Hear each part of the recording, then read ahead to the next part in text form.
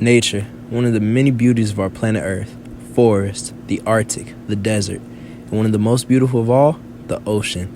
In the ocean, there are so many things we could talk about, but we're going to keep it light and easy and talk about the intertidal zone. An intertidal zone is an area of shore where at low tide it is above the water, but at high tide it is under the water.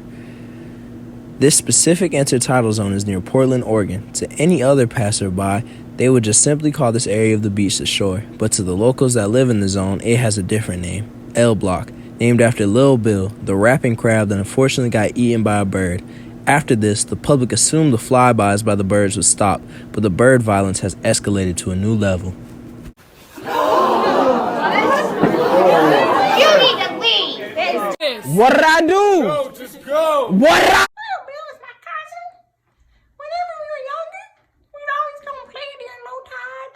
You know, when the intertidal zone is above the water. But it's starting to get harder whenever you get bigger. The birds are just looking for any snail or crab they can eat down.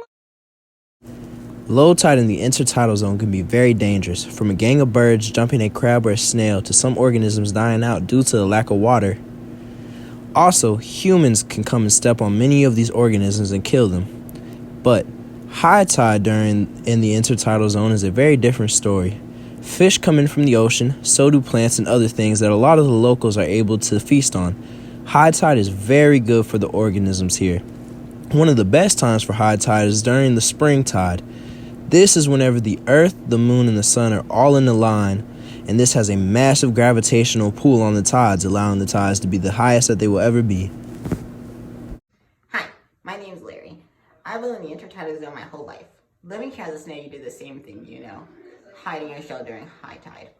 Graze the algae off the rocks during low tide. It's kind of sad, but you know, without us, the algae would grow out of control and cause damage to the surrounding area.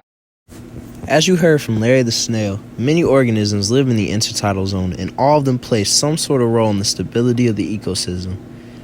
As you can see, the intertidal zones are an amazing place to study and just admire. I hope you go out and see them for yourselves, and remember, bird gang violence must stop.